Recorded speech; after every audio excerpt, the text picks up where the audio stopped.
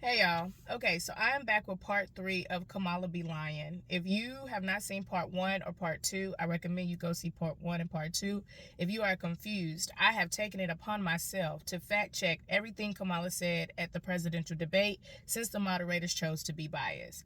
So we are on lie number 13. She said that Trump called up Congress and told them to kill their border bill. He'd rather run on a problem than fix a problem. In the words of Kamala, let's talk about how we got here. In 2019, Trump implemented MPP, Migrant Protection Protocols, aka Remain in Mexico policy, to combat the failure of the Obama and the Biden administration's catch and release policy. Their policy gave migrants court dates and released them into our country until they're given dates to appear, which many did not return, opposed to keeping them in the housing units that they built for them. Who built the cages, Joe? Let's talk about what Who built the cages, Let's Joe? talk about. Now, under MPP, those seeking refuge at the border were given court dates to reappear for processing and sent back to Mexico or their places of origin until they're given dates. Now, unaccompanied minors and those with legitimate fears of persecution while staying in Mexico were usually exempt, or they had some sort of exceptions. Under this policy, within a year, around 60,000 migrants were detained and returned, allowing DHS to take control of the crisis at the border that was overwhelming the border control and our immigration capabilities. That sounds like fixing a problem.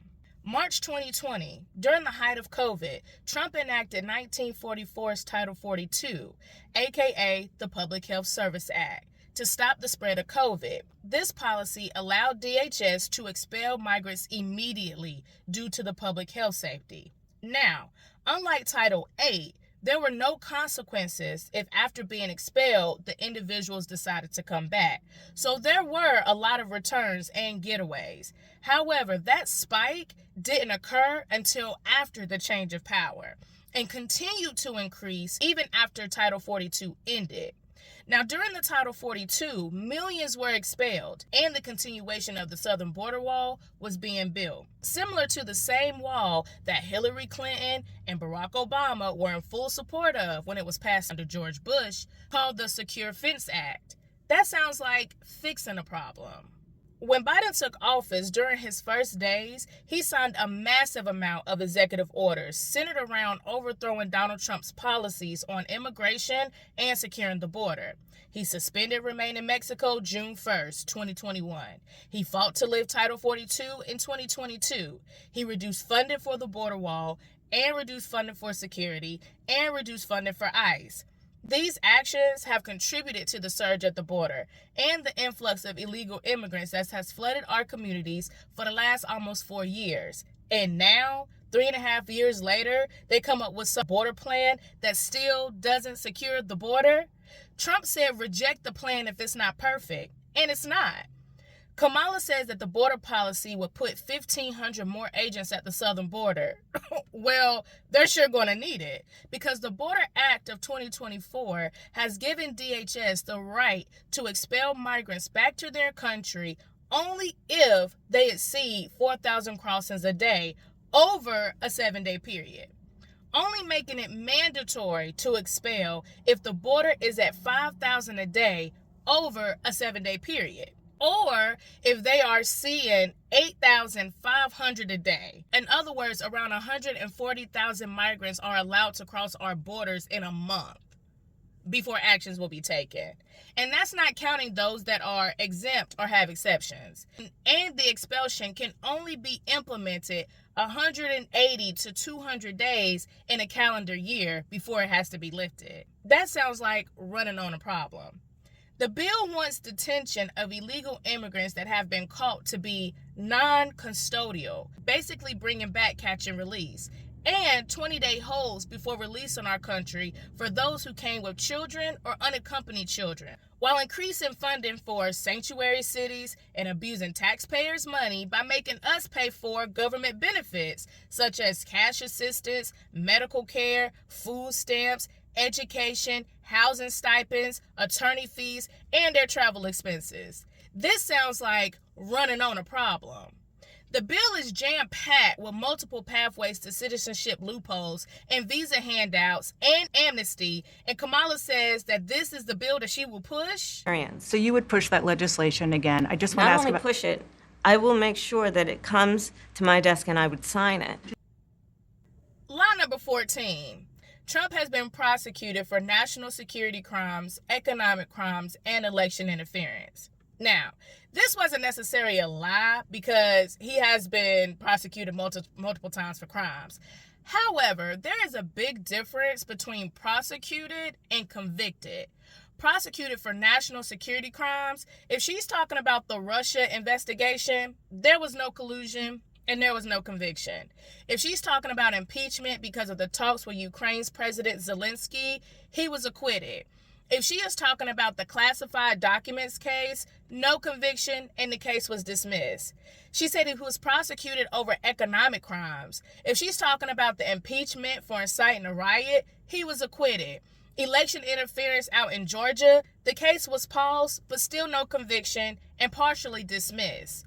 Prosecuted over January 6th, no conviction, new trial is delayed, and Trump is able to utilize presidential immunity. Just because y'all continue to drag this man into court and prosecute him doesn't mean you have consistently been successful. In the recent 2 cases in which he was convicted was this BS hush money case and this money grab rape case that was dropped down to sexual assault, groping, because Carol couldn't prove her rape, and defamation because Trump's mouth will always get him in trouble. So like Trump said, he's won most of these cases and the others are being appealed. Lie 15. She said the former vice president called to defund 45,000 federal law enforcement agents on the day that Trump was arraigned. Now, Trump was arraigned around August 3rd, 2023 for election interference, so she can't be talking about Mike Pence. She was the VP at the time. Now, we know Kamala has had a history of wanting to defund the police. In 2009, she claimed she wanted more police on the streets. However, in 2020, during election season, she says police are like the military and it's outdated to think having more police on the street creates more safety. She applauded Mayor Eric Getty in 2020 for his plan to cut $150 million from LAPD. And let's not forget, this isn't the first time Kamala and Tim Walz have worked together. During the height of the Minnesota riots following the death of George Floyd, Kamala asked for people to donate to the Minnesota Freedom Fund to help release innocent protesters, but that's not all they released. The fund also released rioters, looters, violent criminals, and those accused of serious crimes like Timothy Wayne Columbus, held on rape of a minor, but bailed out by who? Oh, okay. Even with her past, I still don't believe she meant to throw herself under the bus. I think she meant to say that the former president called for defunding the federal agents after his arraignment. And he did. But it happened after his arraignment in 2023. Trump said that the DOJ and the FBI should be defunded until they came to their senses because they are being used for election interference. And are we really going to sit back and say we trust FBI like that when we're watching how they're handling the investigations into the multiple assassination attempts on Trump's life? Lie 16. SCOTUS voted for Trump to be essentially immune if he comes back into the White House. Not true. SCOTUS allowed Trump to use presidential immunity that has been around for decades. Presidential immunity is not new. With this immunity, a sit-in or former president cannot be prosecuted for actions taken within his official presidential authority.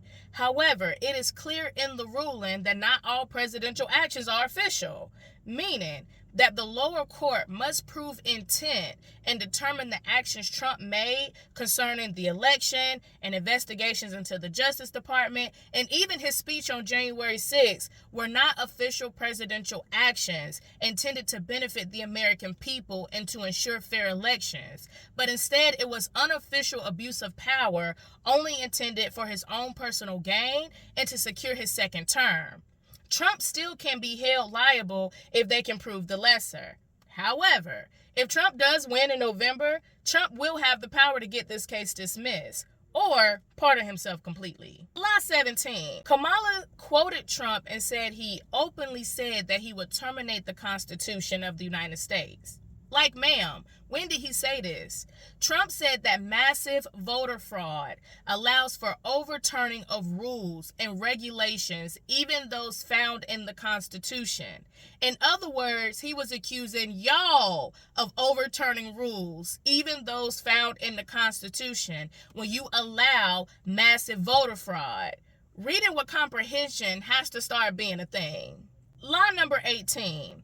He openly expressed disdain for members of our military. We debunked this lie of Trump calling fallen soldiers losers and suckers when Biden said it, and we'll debunk it again. Trump was set to appear at the anniversary ceremony at the Mars Cemetery, and bad weather became a factor with low visibility for Marine One to fly while transporting the president. Trump suggested driving, but was told driving isn't recommended, so the trip was canceled. Of course, the media, in their multiple sources, who they refused to name, and the sources refused to come forward, said that Trump didn't want to go because he didn't want to mess up his hair in the rain, and that he said that the fallen soldiers buried there were losers and suckers.